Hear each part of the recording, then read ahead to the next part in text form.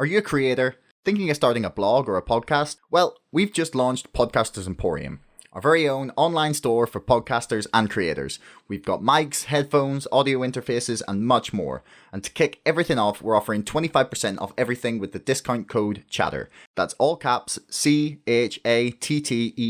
for 25% off anything at Podcasters Emporium. You'll find the link in the description below.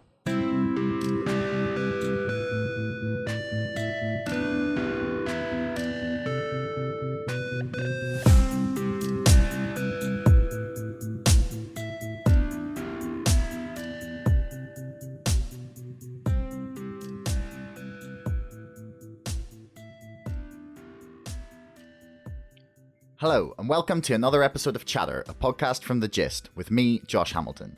Matthew Thompson, the host of Best of Belfast, was our guest on today's show. Best of Belfast sees Matthew interview Northern Irish celebrities and people of note from within our wee country. It's the first time that I've had the pleasure of interviewing a fellow podcaster from Northern Ireland, so I was just overflowing with questions about his success and how he has developed his podcast. This is a great episode for any form of journalist or creator or podcaster, and I definitely picked up a few tricks that I'll be trying in my own work. If you haven't already and you enjoyed this episode, please subscribe to the podcast and our mailing list, and don't forget my book, BREXIT, The Establishment Civil War, is now available for pre-order on Amazon. You'll find the link in the description below. So, here's Matthew Thompson.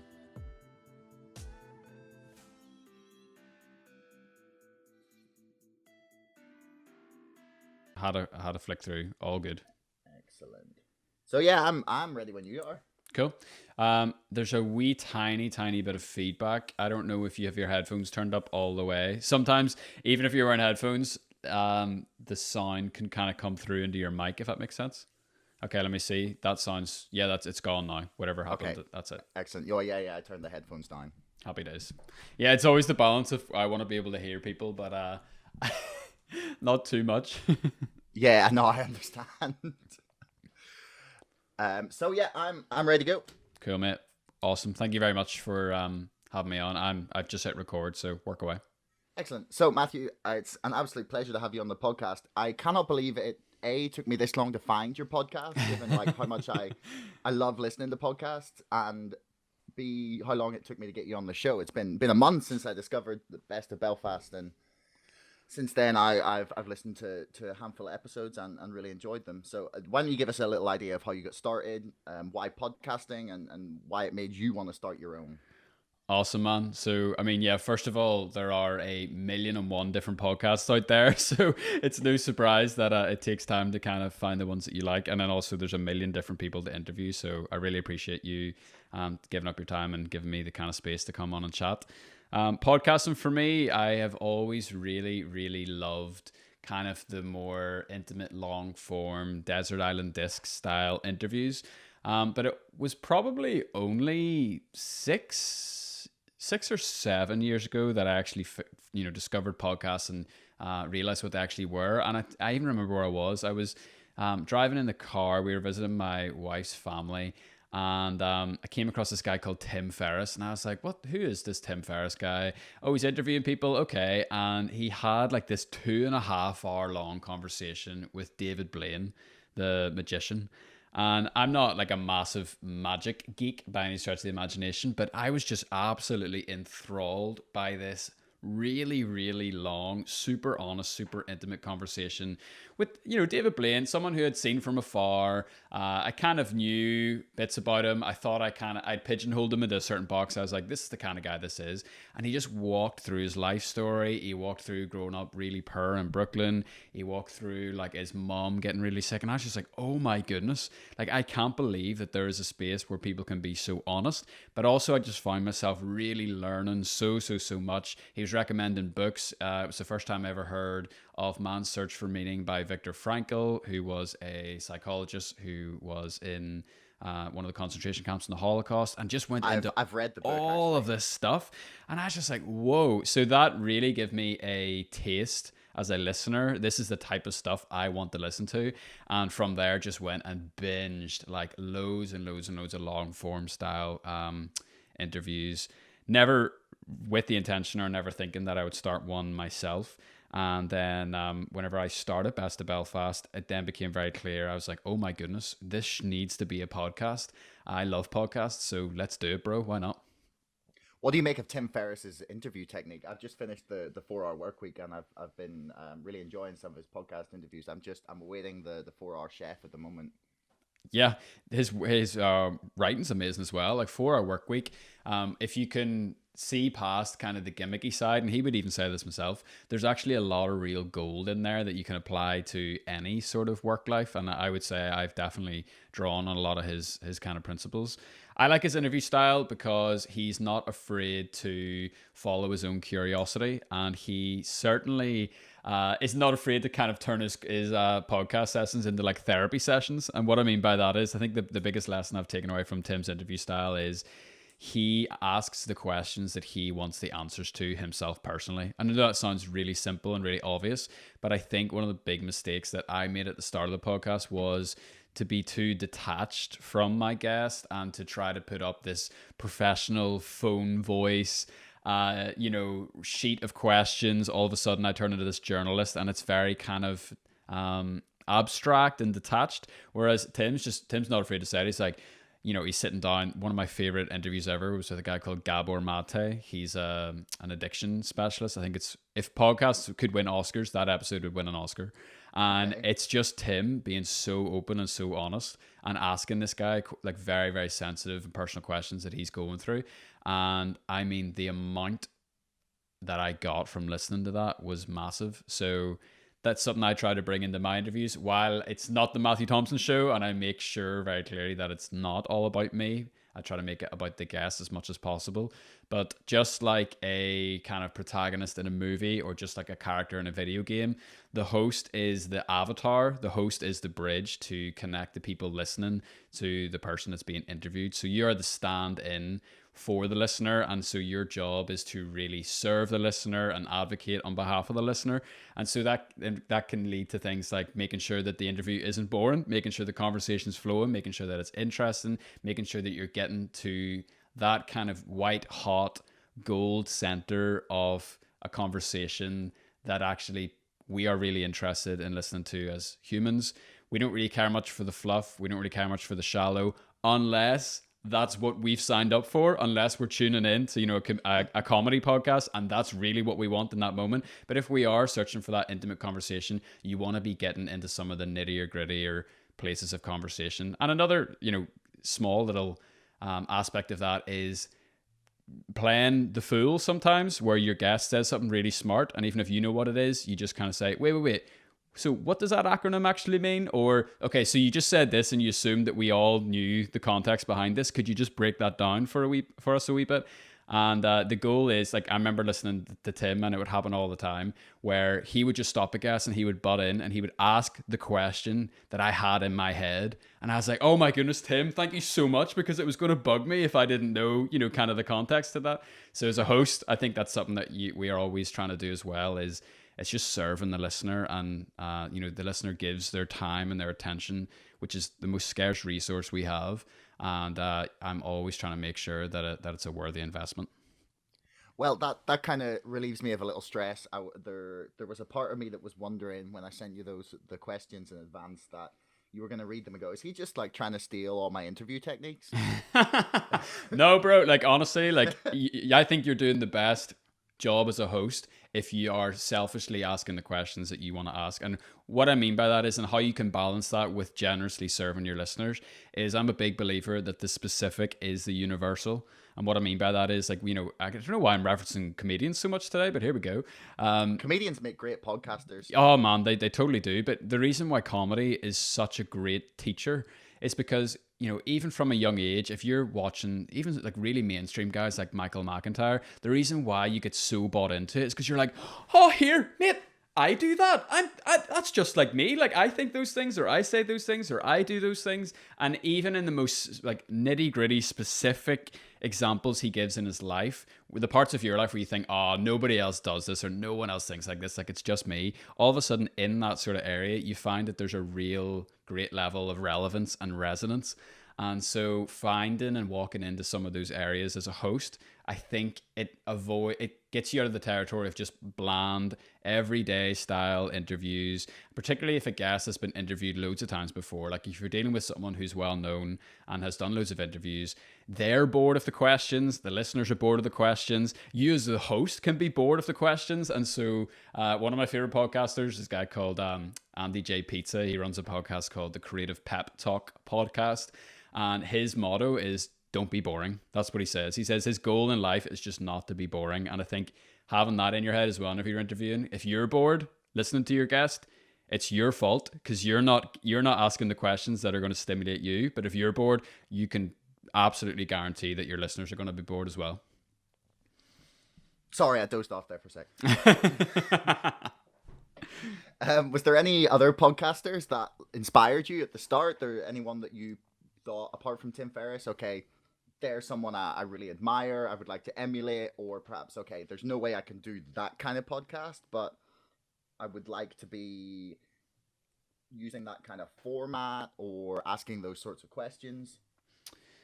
He is not, I mean, he is a podcaster and I listen to his podcast.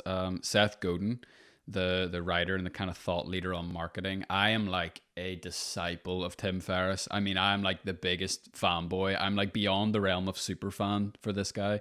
Love his books, love his content. But his podcast is interesting because he doesn't interview anybody. It's straight up monologues and he's just like a philosopher. He's just dropping wisdom bombs on you. And so that's obviously an extremely different style of podcast than I do myself, although I would say that I write quite like Seth. Like I try to emulate a lot of Seth's practices and a lot of his kind of writing style, and so listening to his podcast kind of helps me articulate my thoughts better and be a better writer in that regard. In terms of just the format, I loved all of those kind of long form style interviews. What I like about Joe Rogan, although I don't listen to his I don't really listen to his podcast, I just jump in whenever there's that one guest and I'm like, oh my goodness, of course I have to listen to a 3-hour episode with Elon Musk. Do you know what I mean? Yeah, but then Joe Rogan has so much content. Like there is no way. I would love to know if there's anyone who lays claim to having seen all 1,500 episodes. Oh mate, they're out there. They're definitely out there. But I think what we can learn from Joe is it seems like he just talks. It's just like straight up conversation. There's hardly any semblance of a format. There hardly seems to be any sort of like structured questions, although of course that's the art of it. I'm sure there's plenty. But I like that free flowing style. Let's just start talking and see where the rabbit hole goes. Tim's a bit more structured, so I like to try to find myself somewhere in the middle where I'm not putting out 3-hour long podcasts. They are going to be around 60 minutes, but they are going to be free flowing and they're going to let the conversation breathe and go in the direction that it wants to go. Do you ever see yourself go in video stream like Joe Rogan or a lot of podcasts have gone? I mean, I have learned in my teens, I think like a lot of young guys, life was always very black and white. And so whenever I made a decision, it was like the ultimatum. So I'm not going to say never, but I'm going to say probably not, purely because of the extra workload that brings. And for a super niche specific show like mine, I'm not sure if the extra effort has a big enough payoff to make it worth the while and make it worth the time constraints that it puts on, but then also the financial restraints that it would. And, my kind of goal is to share the stories of as many people from Northern Ireland, and video creates an extra barrier for that because some people, we're a shy bunch. People are afraid to come on a podcast, never mind, be videoed at the same time. But also I can do twice as many audio interviews as I can video interviews. And so it was a decision that I made pretty early on, I would say around episode 30, that I've stuck to. So unless I have the means and the budget to have a team like Joe Rogan does, the audio format suits me very well. And actually in situations like COVID here, it's just proven that, hey, audio is super easy because I've just been calling people on the phone, like on their landlines and doing interviews with them. And, it's just very low tech. It's very reliable. It's very trusted. The file sizes are quick to render. There's not as much baggage to it. And I personally don't think that you lose that much by not having video. Plus, just, I'll not go on to this because I could spend 4 hours talking about this. Part of my kind of life mission is to try to take people away from screens, to try to get people outside, to try to get people using their bodies. And an audio podcast. I listen to podcasts while I'm moving. Like for me, podcasts and movement is symbiotic. And so having the video podcast, I think it brings people back to that kind of sofa, glued to the office chair, glued to the screen sort of thing. And one of the reasons why I adore podcasts is because it's so free. You can listen to podcasts around the corner. It doesn't take your full attention. I do all my housework, all my garden work, all my exercise, listening to podcasts. And I think it's a real superpower of the medium. Plus, there's an intimacy I think that leads to an intimacy in the medium, because you just have the voices in between your two ears. And there's such a level of closeness that brings. Weirdly, even more so than seeing the people on the screen. I think, like I said earlier, it helps us as listeners insert ourselves into the conversation more. It's like the difference between watching a movie and reading a book. When you read a book, your imagination can dream up the worlds and the environments and how the characters look like, and you can insert yourself into that so much easier. Versus in a movie, while you can get lost in the fantasy, it's very difficult to imagine you walking alongside Bilbo Baggins and Gandalf, if that makes sense. And I'm always trying to create audio shows that make people feel like they are right there in the room with us, or on a three-way call and part of it. And I think video disrupts a little bit of that magic. Yeah, something I remember Pete Snodden said to you in his interview was that the best compliment I think you can get as a podcaster or a radio DJ or just anyone where your voice is your medium in which you're transmitting your work. If anyone feels like they know you, it's like the highest compliment they can pay you. So I do understand what you mean. We'll get to your TED Talk later as well. Don't worry, I do want to quiz you on that. Oh, but Homeboy's done his research. Come on, Josh, I love it.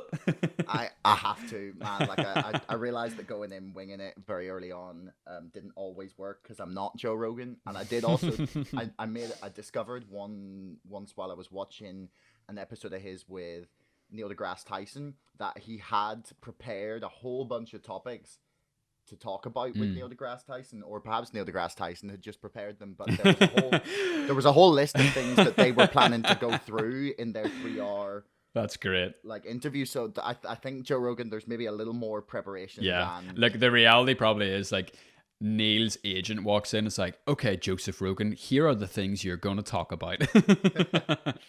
Yeah, but then Neil deGrasse Tyson can get sidetracked very quickly, so you can never really tell. 100. But I also think that, you know, you said there's no like podcast Oscars. Or I think that would be amazing. Oh man, like, totally.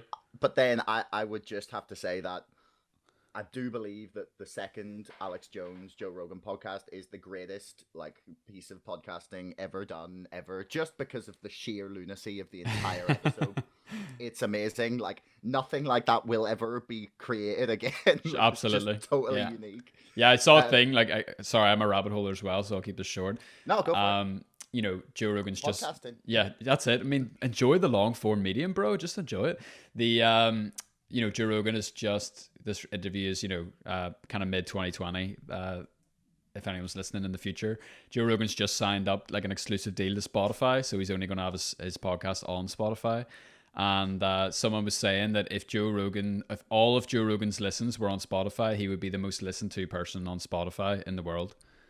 Which is fascinating because obviously you think of how much people listen to music, and it just shows you kind of the reach and the impact that a podcaster can have.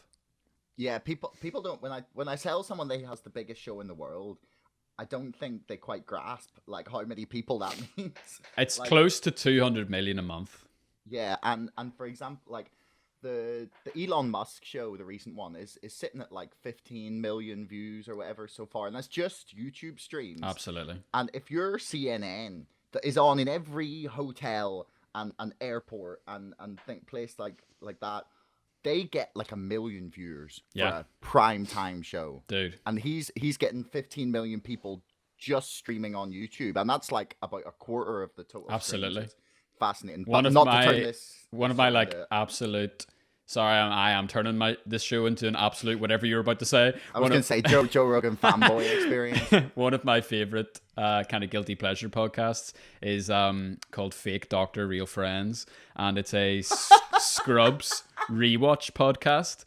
And so it's got Zach Braff and Donald Faison, who were the two main characters in the TV show Scrubs. I love Scrubs. Like, I'm a Scrubs fanatic, and but they were saying on that podcast, like, Scrubs at the height of its career was getting something like maximum 15 million views per episode. So if you compare that, which was a massive kind of network show.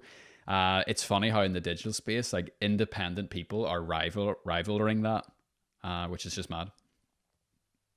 Scrubs is actually an interesting one in that they had a really loyal fan base, but they bounced around from network to network. And because of its, like, the creator, whose name escapes me, but who also created Cougar Town and was a writer on Friends, he said that one of the biggest issues was that the networks could never figure out how to market it, because the American, like, advertising for, like, a primetime sitcom or show is always like, it has to be a funny show, or it has to be a sad, dramatic show. Like, you can never get, like, that balance that Scrubs, like, was able to do so well. That it made you laugh and it could make you cry at the same time. It's, like, the double-edged sword. It's so sharp on both ends. It's super funny and super, super emotional and heartfelt. It's brilliant.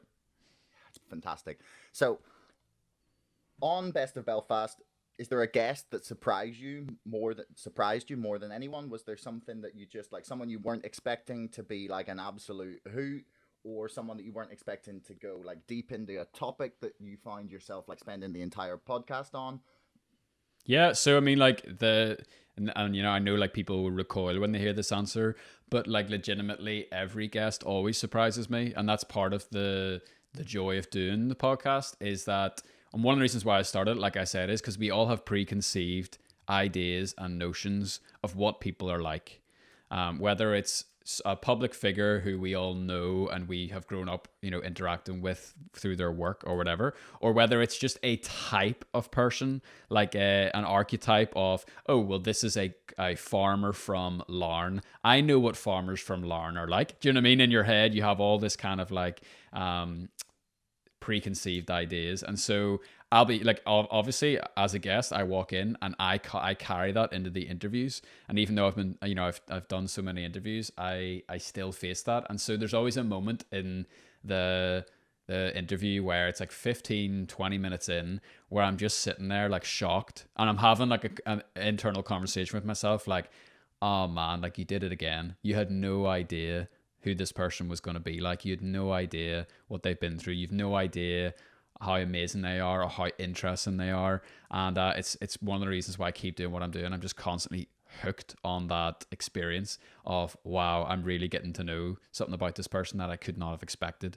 There's a few kind of ones that really stand out. I would say I'll give you kind of one well-known and one lesser known. So the first one was probably the Foy Vance interview. For those of you who don't know, Foy is one of our greatest and biggest and most long-standing successful musicians. Responsible for about half of Ed Sheeran's second album. Oh my goodness, super talented guy, and that's the thing. His own work stands on his own 2 feet and is really an institution at this point. But behind the scenes, his songwriting has reached, I mean, millions and millions and millions with some of the biggest artists in the world.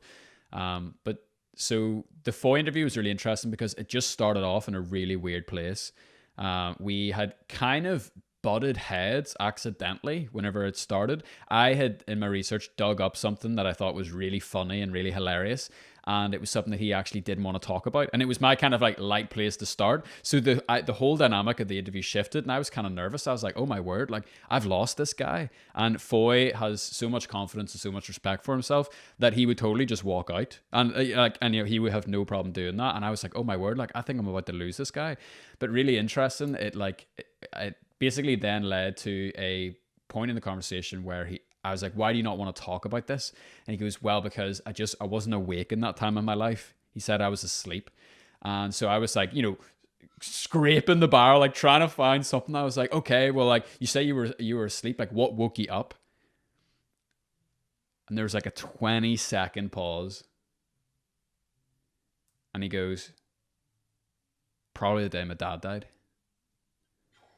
And boom, the whole interview just like completely took off from there. And it's just like electric in that moment just to like experience that. And I mean, it was as if this amazing kind of whole thing just unraveled perfectly scripted. The conversation flowed. We ended up going in this like really, really amazing direction. We got into the nitty gritty like straight away, and I was just absolutely shell shocked.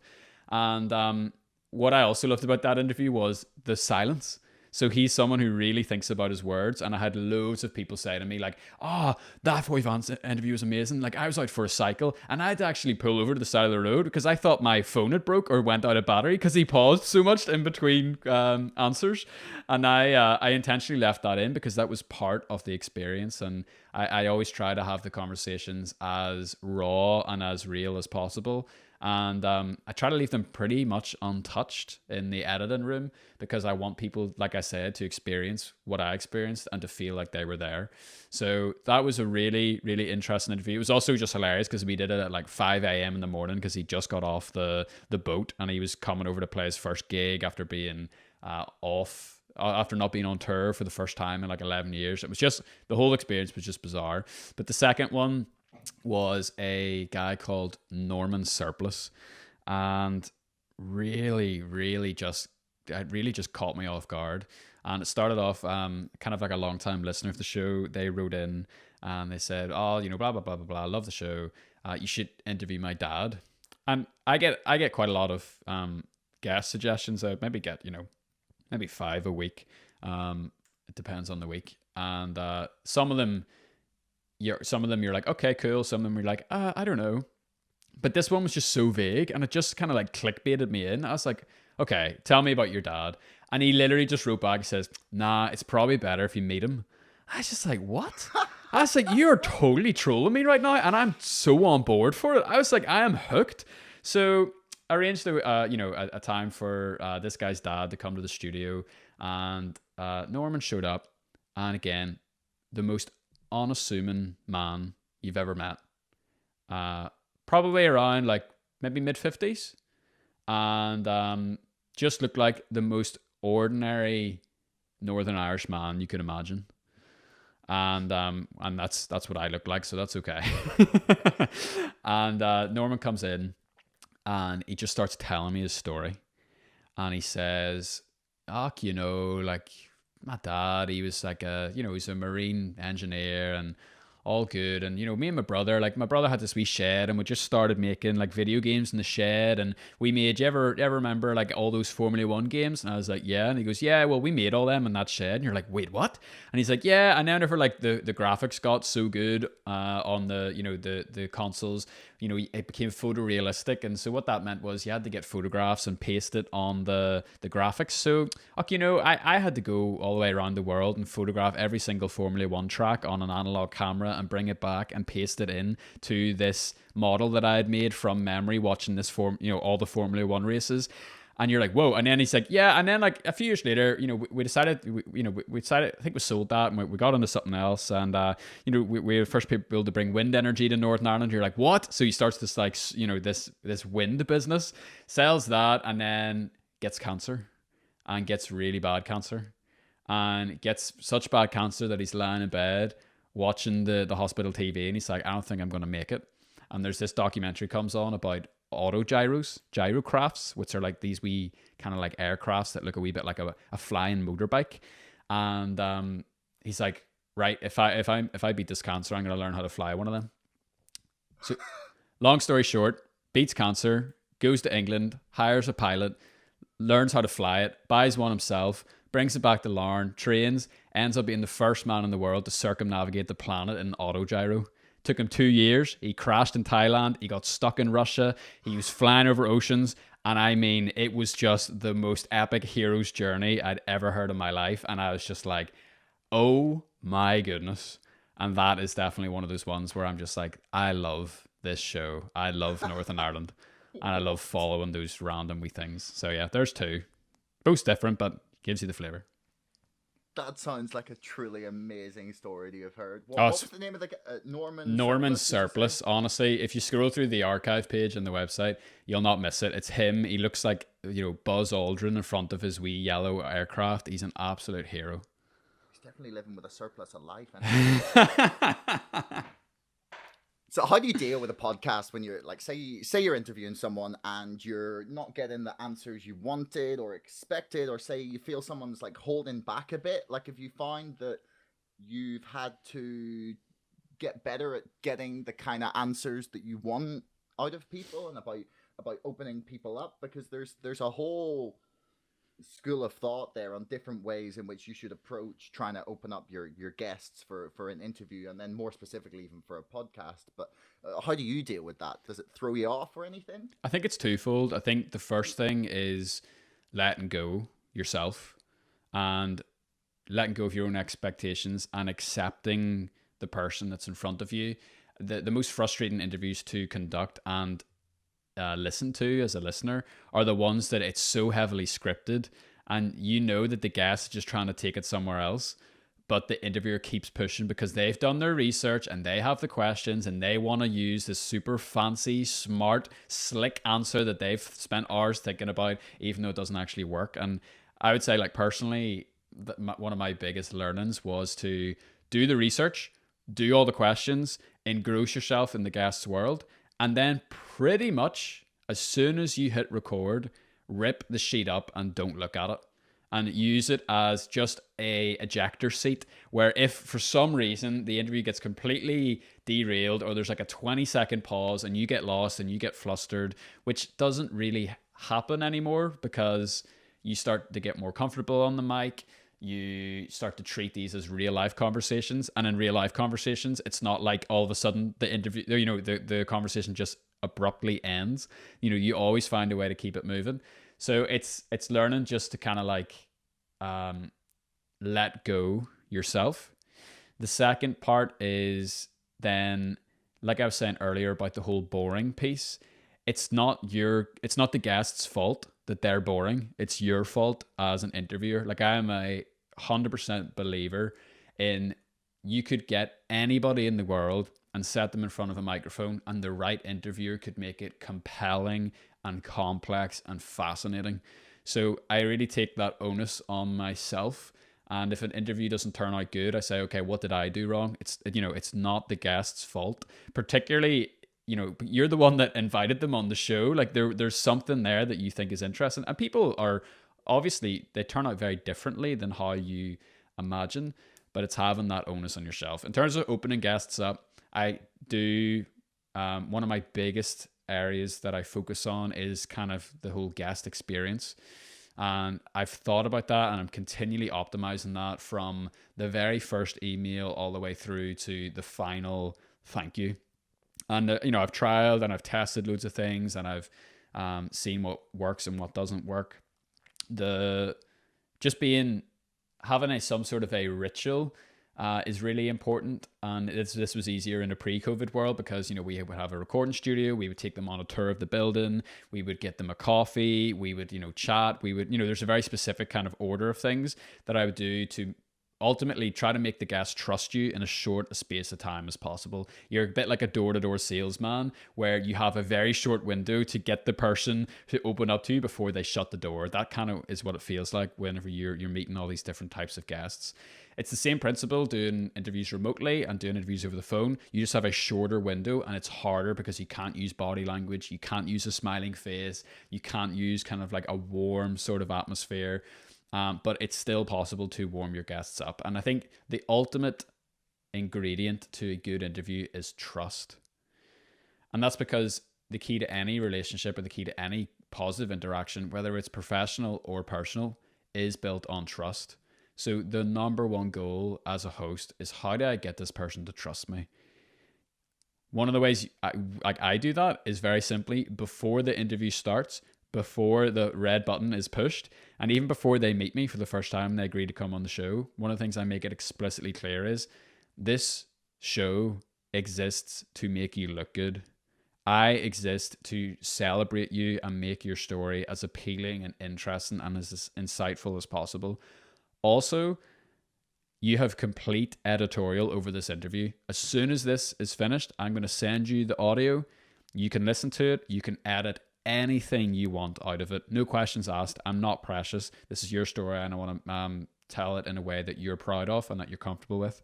And see, those things in itself, combined with you just good people etiquette, people do feel very, very relaxed.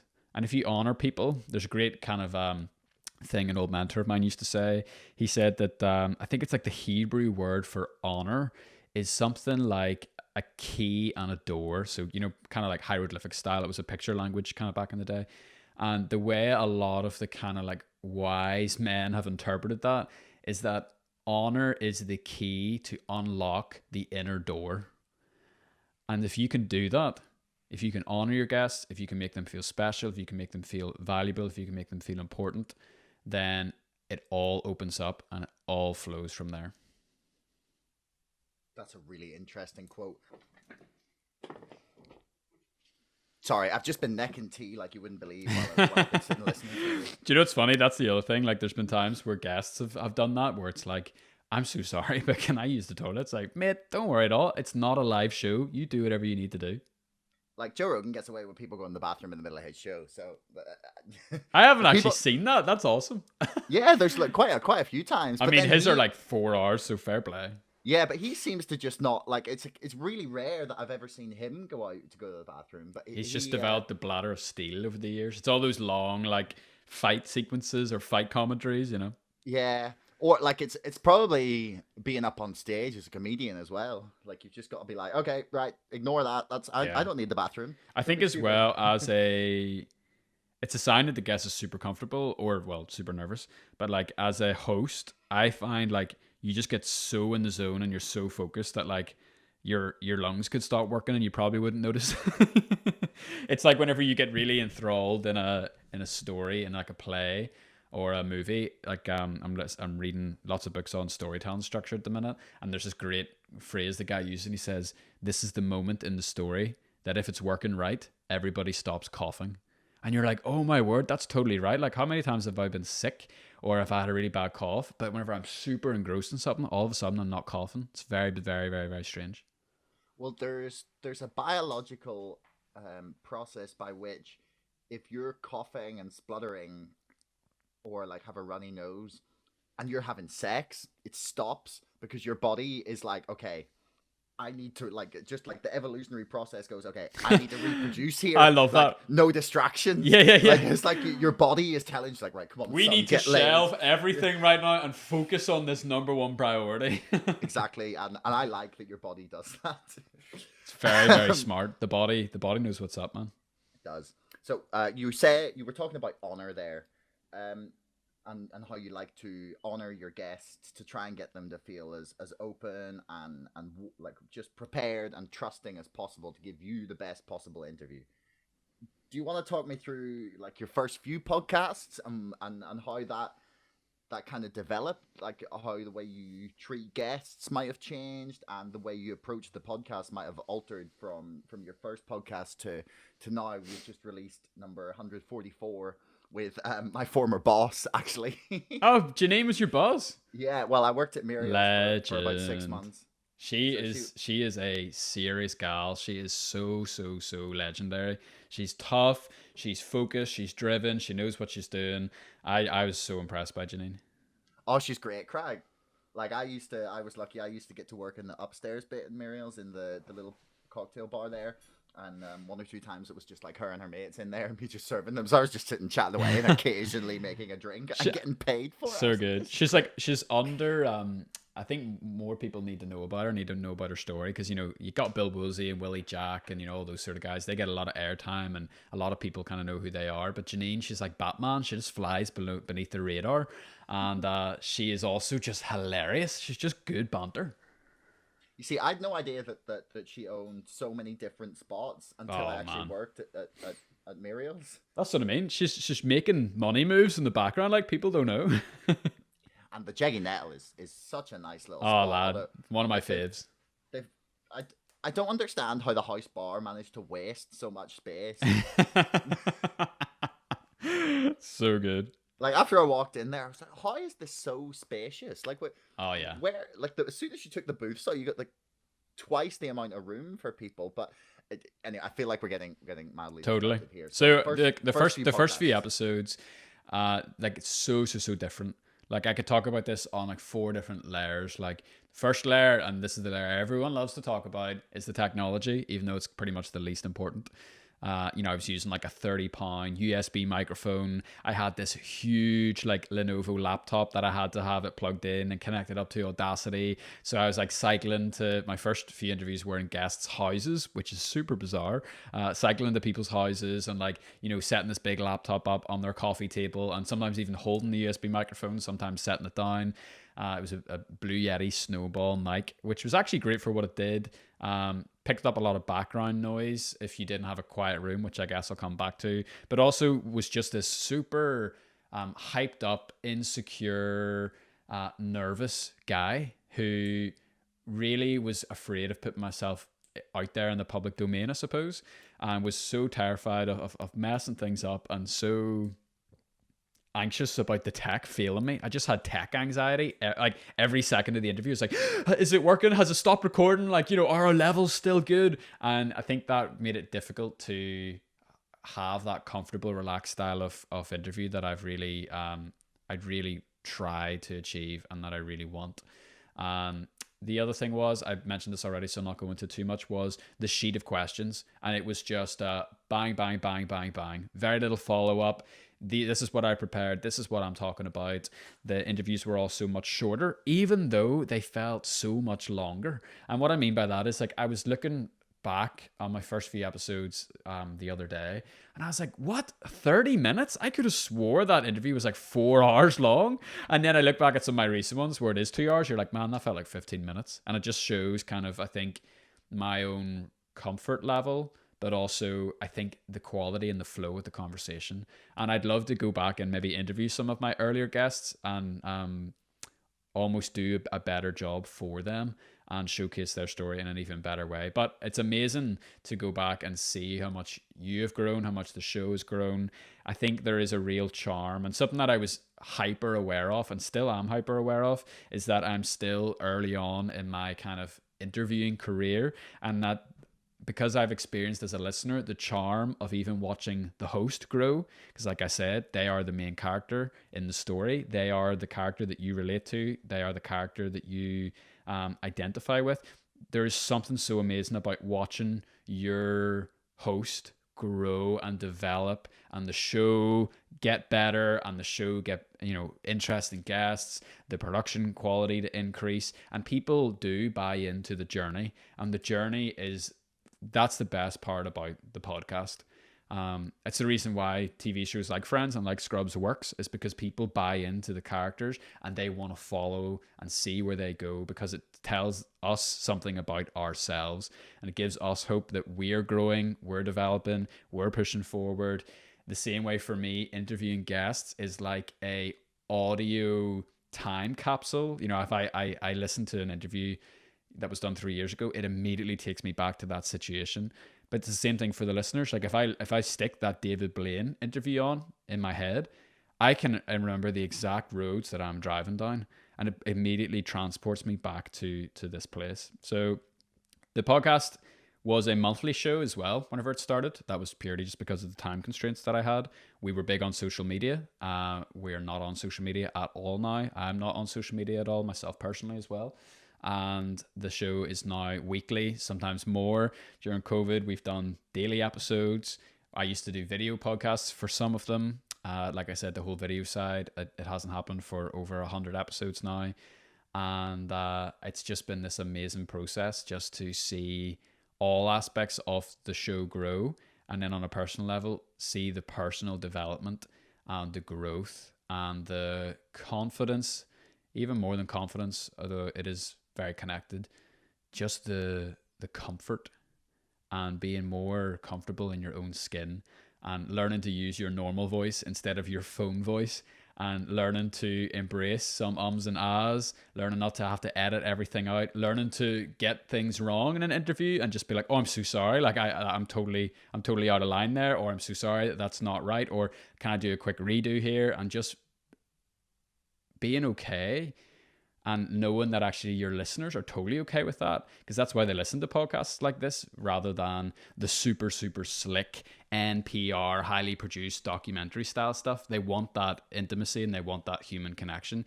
So the more you can show off a little bit of your humanity, I think the better it is for everybody. Yeah, I think it also helps the guest as well in a way.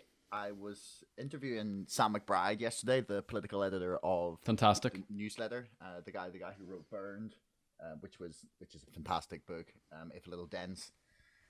It took a while to read, but it's like the implications of it are fantastic. But he about halfway through the interview, I was going down a rabbit hole about Hillary Clinton and her emails. Just like it's not as conspiratorial as it sounds. I promise. Go listen to the episode.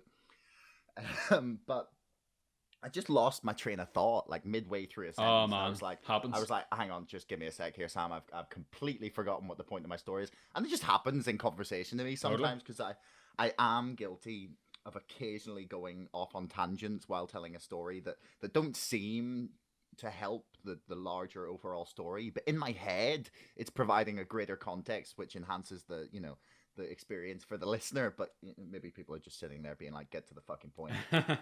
But I found later in the episode the exact same thing happened to him. Now we edited both of them out because just for like flow's sake, but I find it made him more relaxed to be able to see that I was fine to make mistakes. Absolutely. Or just like have dead space that I was going to edit out or stumble over a few words and then go back. And it's I also see it as a way of marking like your personal growth as a podcaster, because if I go back and listen to some of my early episodes when I do very occasionally, or just little bits of it to try and get an idea of how I was talking or what the audio quality was like at that time, it's really refreshing because I feel like, and I could be wrong, but my interviewing and my discussion on podcasts has improved. Like I've relaxed a bit compared to the early ones.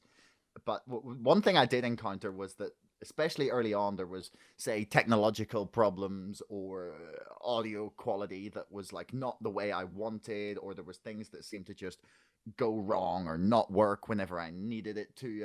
And at the time, it felt like this huge like moment where I'd be like, no, this is going to ruin my podcast forever.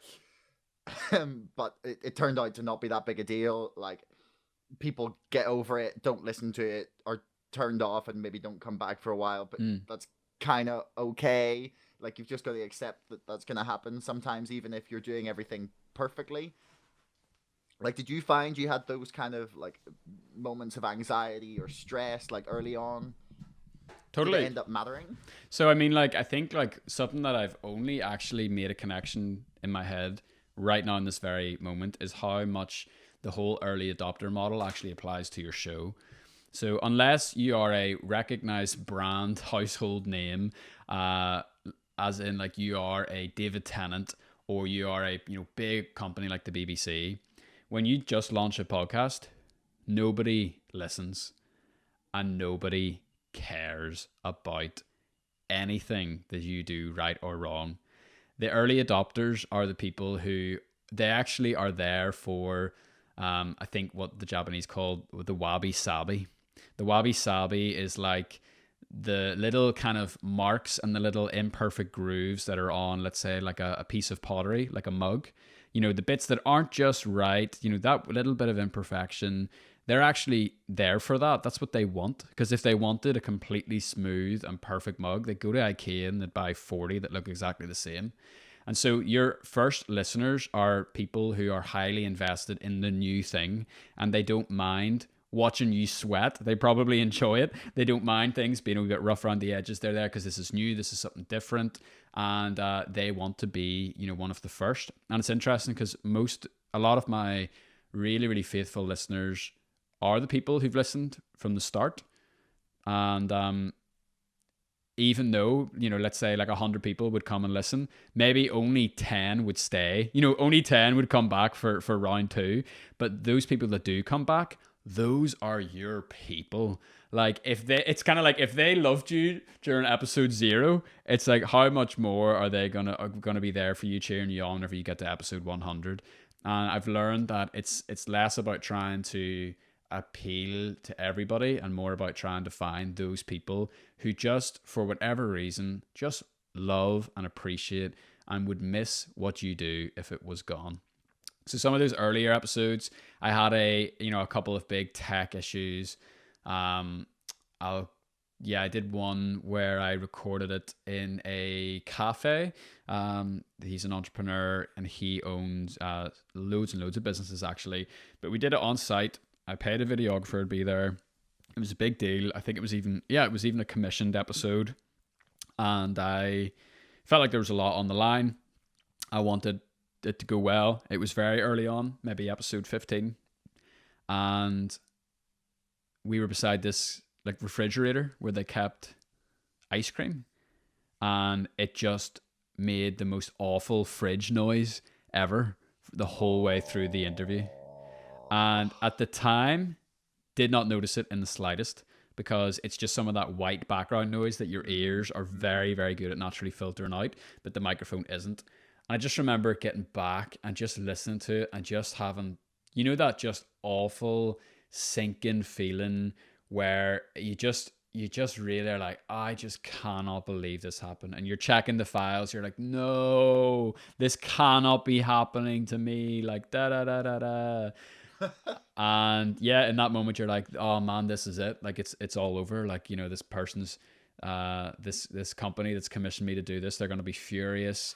I'm never going to be able to do this again. This entrepreneur is going to be pissed that the audio quality is so bad. And, you catastrophize. And then you're kind of like, okay. And you listen to it and you listen to it again. You're like, yeah, it's that the audio quality definitely sucks. But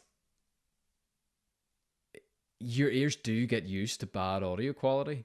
Like if people can commit to listening to the first 15 minutes, the rest flows. And it's funny because it's like, if you learn to like put on your own listening ears, if you treat your show the way you would treat other people's shows, sometimes it can you can end up holding it to a very high standard, but sometimes you end up giving yourself a bit of grace. Because I realize, like, I listen to podcasts where the person's like, oh, we're so sorry, like, the microphone didn't record and we just had like a voice memo app backup recorded on somebody's phone, and you listen to it and you're like, this is actually fine, like, it's all right. And during the lockdown, like, learning to embrace slightly lower quality in terms of calling people over the phone and stuff, I've been surprised at how well it's turned out and how listeners have actually even celebrated it rather than resented it. So the end of that story was, as well, though, like, pain is super important in growth, as you know, Josh. Like, most of the time humans only change whenever it's too painful for them not to change. But that was the moment where I was like, I had to double down. I had to quit the podcast forever, or I had to stubbornly double down and say, right, I'm really going to do this. And so I did really say, I really want to do this. This is just a speed bump, which looking back now is so petty. Like, it's the at the worst case scenario, you just would have scrapped the episode. You know what I mean? It's like, you would have said sorry. People may have been annoyed. You would have made it up to them. And, all would have been well in the world. But that was a moment where I then invested in better gear. It was the catalyst that led to that. And the gear that I use now has just been so reliable and so faithful, and it doesn't break the bank to get. And it's been such a worthy investment. And just for that peace of mind and just that baseline quality, like, it's not it's not Joe Rogan style. It's not, I don't have $5,000 microphones, but it's good enough, and good enough is actually enough for most people, for 99% of people. And like I said, you never need 100. In fact, you probably only need 1%, and those are your people. Done is better than perfect. That old kind of startup thing is very, very true in a lot of areas in life. Yeah, I find that quite often you can end up holding yourself to a much like higher standard than you would, say, your favorite podcaster or your favorite like radio host or TV presenter. And if you're doing something, you demand absolute perfection, even if little mistakes you can find endearing when watching your own favorite like hosts or presenters or celebrities. No, I'm very aware that I only booked on your calendar until 10. how are you doing for time? Oh yeah, I have How time. much So longer have I got? I just give you the Best of Belfast Calendly, didn't I? So Yeah. I usually have an hour for interviewing and an hour for editing and scheduling. So yeah, dude, like take another half an hour if you want it. Okay, I don't know if I'll take the full half hour, but cheers. It's there if Much you need it. appreciated, just because there's a couple of questions I wanted to get to that we haven't got to yet. Okay, so where was I? So is there anyone you'd like to interview that you haven't been able to get hold of yet? Oh, hundreds. Like so many people. Okay, right. Give me the top 5. Liam Neeson is my white whale, and for anyone who doesn't know what that means, there's a Moby Dick. We all have heard of that story, but it's all about this captain called Ahab, and his life goal is to basically catch this whale, and he commits everything to it, and that's like Liam Neeson is that for me. Like I have no shame in saying this. I'm desperate to interview Liam Neeson. It's one of the reasons why I started the podcast. He's always been the dream guest.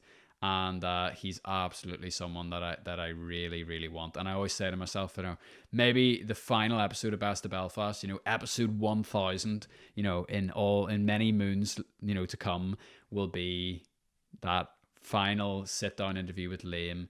And that would just be the completion of the hero's journey with Best of Belfast. And I can ride out into the sunset with a smile on my face. Other people, there's some kind of like lesser known, I kind of call them like dark horses, like people who are just behind the scenes or people who have done amazing things that people don't really know about. There's a guy, I'm not sure exactly how to pronounce his name. I think it's Neville Isdell. And he is from, I think, Tyrone or Downpatrick, but he's from somewhere like that. Sorry for the stereotypes. But he was one of the CEOs of Coca-Cola worldwide. Okay. And I'm just like, that would be an interesting dude, how the heck does that happen? So there's 2. I mean, I have a list of the Trello list has about 200 people on it. But yeah, I've got a similar list. I've got like it's divided into realistic guests and please, dear God, maybe they'll answer my interview, answer my email request kind of guests. But obviously, like when you started there, I think your first guest was Lynn McGill, cancer survivor, and you told her story, and then you started to move into, you got the Jawbox Gin founder, and then the first like real name that I recognized, I would say, was famous or infamous, depending on which restaurants you worked in as a teenager. You got Michael Dean. Yeah, that was an important interview for me. There's no doubt about it. So when did you realize you could start getting like approaching bigger guests, and like you realized that, okay, this is becoming like successful and people are listening, and I can go to try and get someone that maybe I would have considered like beyond the realms of possibility at the outset. Dude, your instincts have served you very well here, because that is a very pivotal kind of key moment. So fair play to you. You've got a good gut. And the Michael Dean one you're right on the money. It was the first interview that I realized, oh my word, like I can interview people. It's possible. And actually, like that interview is important for me because Michael was, in my context and in my world, such a big name, and felt so unreachable. So not only to get him was really, really important, but actually for the interview to be so good. Like I just remember, like, it was one of those moments where I'm checking the recorder and I was like, are we getting this, bro? Like, is this really happening? Because he was delivering the goods. Like, it was so, and it's funny now, I can look back and had so much to learn as an interviewer, but he really, really carried that interview, and, sloppy, stumbly questions, he just took it and he ran with it and he really made it his own. So super big confidence boost as well. And yeah, it was the moment that it was probably the first time, and whenever I realized I can interview people that I don't personally know, because until that point I was kind of interviewing people that I had already had a pre-existing relationship with, and that was a moment where I can be like, dude, I can just throw like a Hail Mary, as the Americans say. I can go for a punt and just see what happens. The worst thing that can happen is people say no. And so it just gave me that, I suppose, permission and confidence to just wing it and just go for it and just chance my arm at trying to get interviews with people that I felt like I didn't deserve to interview at that moment. And that led to, many, many, many rejections, many, many unanswered emails, but it's equally led to some of my favorite interviews ever. So yeah, it's been really cool. Did you ever think you'd even get to say 50 episodes when you started recording that first one? Like, it's, I know from experience, it's that even 10 episodes seems so far away, and now here you are at 144. Yeah. Like, So interestingly like enough, like a lot of my kind of personal background is I am a classic manic, creative, artistic type. And what I mean by that is like I have moments and streaks of genius that just overcome me, and I'm just creating, I'm starting things. I have all these ideas, and I'd start something, I'd be like, this is the next thing, this is the big thing, like this is going to be the thing that's going to change everything, and oh my goodness, like da da da, like just flying off. Like I see 30 years into the future, I'm like, dude, this is it, this is it. And then, 2 months later, completely losing interest in the project, giving up on it, and starting something new. And so I think, I started Best of Belfast whenever I just got married. I just moved back to Northern Ireland, so I was 21. And I remember just having a conversation with myself where it's like, all right, kid, it's time to actually do something here, and it's time to actually commit. Even if it sucks, even if it fails, you're actually going to see something through. And so from episode 0, I made a commitment that I would do 100. And I am so glad I did that, because the brutal reality is if I didn't have such a stubborn commitment to that, I absolutely would have chucked it in at episode 15. There's no doubt about it. And I would have chucked it in again at episode 30 and again at episode 53. And then probably once I got to 70, I was like, I mean, I've come this far. You just have to keep it going. So the answer is sort of yes and no to that, because the sentiment is completely true. But there was this lock-in effect that I had created, because I really wanted to have something to stand back on, and a body of work that I could say, look, I made this. I'm proud of this. It mightn't have worked, but at least I actually did it. Well, hopefully guests from episodes 15, 30, and 53 aren't too offended that you wanted to quit after their shows. So let's go to your TED Talk. It's, correct me if I'm wrong, maybe I'm paraphrasing, but titled Why I Threw Away My Phone, or Why I Threw Away My Smartphone.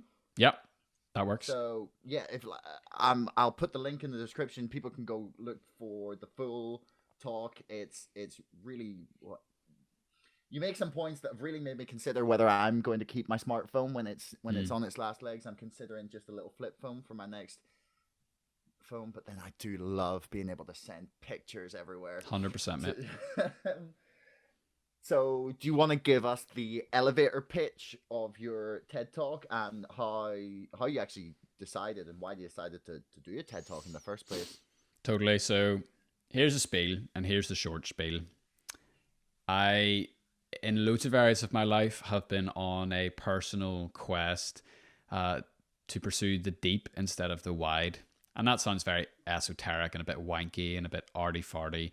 But what that actually means is I realized that I, just like I mentioned in the last point there about all my creative projects, was just spreading myself way too thin.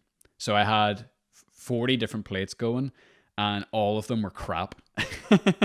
Or I had, 100 different friends, and I wasn't going and wasn't investing and committing heavily to any of them.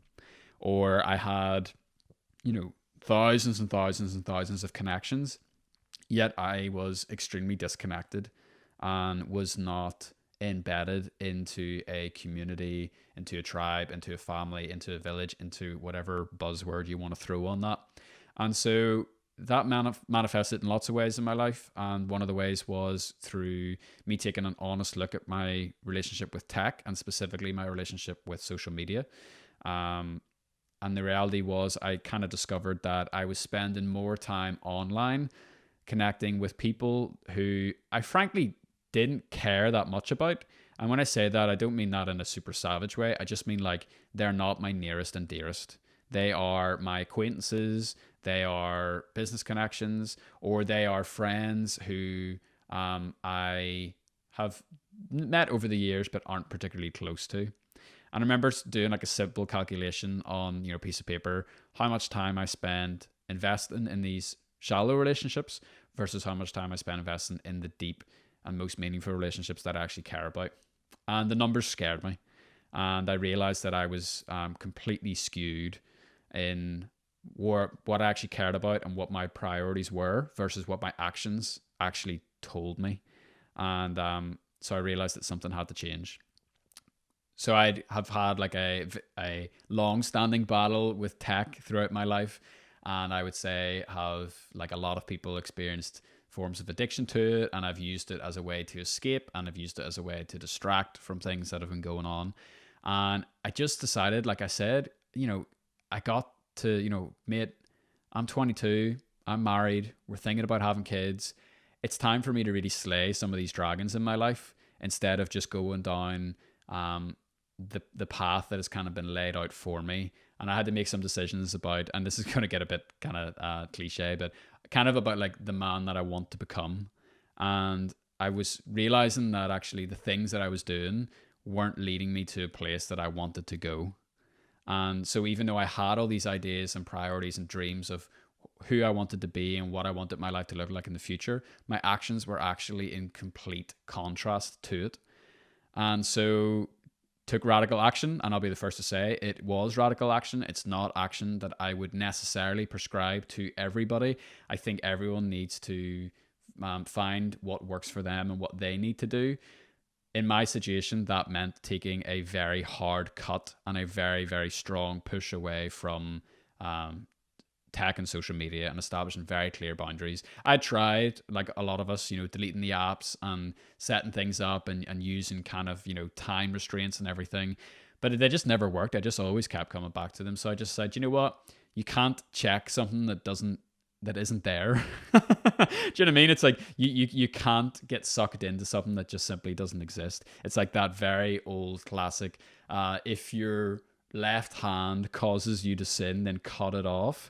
I kind of was like, this is a weird updated version of that, and maybe I need to do like digital amputation in order for me to experience some freedom in my life. So I made the decision to delete all of my social media accounts, not just suspend them, but just a hard delete. And I bought myself a brick phone. I'm looking at it here in front of me. It's like a construction worker's Caterpillar phone, which is so awesome. I can use it as a lethal weapon if I ever get into any difficulties. It's multi-purpose. It is multi-purpose, mate. It has a torch. It has a calculator. It has an alarm. The features are just unbelievable. And actually, the mad thing is, it has Bluetooth, so I can connect it up to like wireless headphones and talk to people on the phone. It's like, whoa, old tech was actually way ahead of its time. And so that's been really interesting. It forced me, and the reason why, and I thought long and hard about it, and I looked at how it would affect my business and whether it was a risk I wanted to take. And it basically forced me to go deep and forced me to focus on a fewer amount of things and a fewer amount of people. And I have to say, the results have been really, really worth it. I find myself having so much more time. I find myself having an exceptionally clearer head, which is really important for me as a person. I'm a writer before I'm anything else, and writing is kind of the most important craft and physical activity I do in my life. And just having the headspace to really pursue that and really have my room for my creativity and even room for my emotions, and room for me to be sensitive, and room for me not to be constantly bombarding myself with information and other people's kind of opinions. It's been just so important. And it helped me also turn the show from a monthly show into a weekly show. That was one of my investments of time I wanted to make going away from social media. And so I basically took all those extra hours and I pumped it into pursuing Best of Belfast. And that was, again, a pivotal moment in the show's history, because now, instead of sharing 12 episodes a year, we were sharing at least 52. And you became much more a part of people's lives. It became a weekly rhythm. People started listening every Monday morning on their way to work. And, the show would not be where it is today if it wasn't for that. So I realized I went from a sales pitch into just a kind of an unpacking there. But yeah, the whole concept was go deep, not wide. And I stopped use tech as a tool rather than tech kind of using you for its own malicious advertising purposes. I couldn't agree more with that final statement. That's one of the big points that I make in my upcoming book that I always try and plug very, very Do it. Pre-order it on Amazon, guys. Check it out. Exactly. Description, whatnot. But the philosophies you're talking about there are actually embodied almost, not identically, but very similarly in the book Deep Work by Cal Newport. I don't know if you're familiar with it. I love Cal Newport. I absolutely love him. He is someone who's shaped my work life especially tremendously. Yeah, I've just lockdown has basically set me a challenge of finishing all the books in the big pile of books that I haven't got to. But the problem is because I've got nothing to do except read books, podcast, and go on Amazon. The pile of books that is unread is actually growing at the same time as I'm reading more books than ever. So I'm not really sure how that works. Dude, the other book that you really got to check out, or anyone listening who finds this stuff interesting, is a book called Essentialism by Greg McKeown. Okay. The tagline of that is the disciplined pursuit of less. And that in itself just tells you so much. And the whole book is about the pursuit of less, but better. And he approaches it not from a specific tech point of view, but from a really big picture, wise principle point of view, how less but better, how it affects the things you buy, how it affects the way you spend your time, how it affects your relationships. And he, it's that age-old granny thing where it's like quality over quantity, less but better, buy less but better. And the quality is so much greater than the scale, I suppose. This actually brings us very nicely full circle back to Tim Ferriss, because the ideas that I've found in Deep Work, and I haven't read Essentialism, but it is now on my list of books to order when I get through my current pile of books that I promised I have to finish before I order anymore. There's wisdom in that, man. I like that. I appreciate that. You see, but the problem is I get about 50% of the way through the pile, and I'm like, well, that's pretty much it done. I start ordering new ones. But Tim Ferriss kind of discusses this to an extent, or embodies this in not quite such a direct way in the 4-Hour Workweek. I find, anyway, you can disagree with me, but it's that pursuit of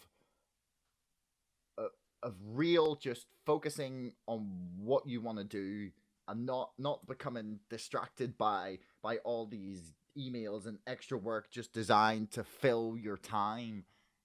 I find them like to be quite an interesting, and in a way, like Deep Work is encouraging you to pursue the deepest, most like thoughtful work possible. And at the same time, the 4-Hour Workweek is trying to get you to escape the normal 9 to 5 and to try and think about what parts of your job are actually necessary. Totally. And in a way, I feel like they're pursuing the same goal, except Cal Newport is explaining the deep work that you may want to do, and Tim Ferriss is giving you the space in your life to perform that. Totally. Yeah, that's very astute observation, because the two go hand in hand very, very, very well. You're totally right. Okay, so I'll just finish up here with 1 or 2 quick-fire questions, and then I will let you get back to your day. As much as I'd love to talk to you about writing, but perhaps we can save that for post-corona, and we can do it in person. Wait. So yeah, it's a scary thought. We might get to go and meet people.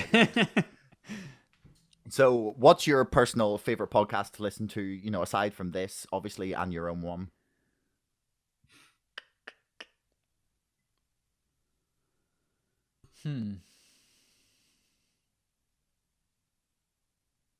I gotta go cheesy and light for this one. It's the Scrubs podcast, man. It's giving me all sorts of nostalgia, and I'm doing a lot of we moved house recently, and I've been doing a lot of work around the inside and the outside of the house, and it's just been my body that makes that time so easy and so fast, and I'm laughing my ass off. And I've gone back, and actually every Friday my little screen time treat to myself is to watch the episode of Scrubs that they're going to be talking about that week, and it's just been such a fun, in-depth rediscovery of a show that I absolutely adored growing up. So there you go.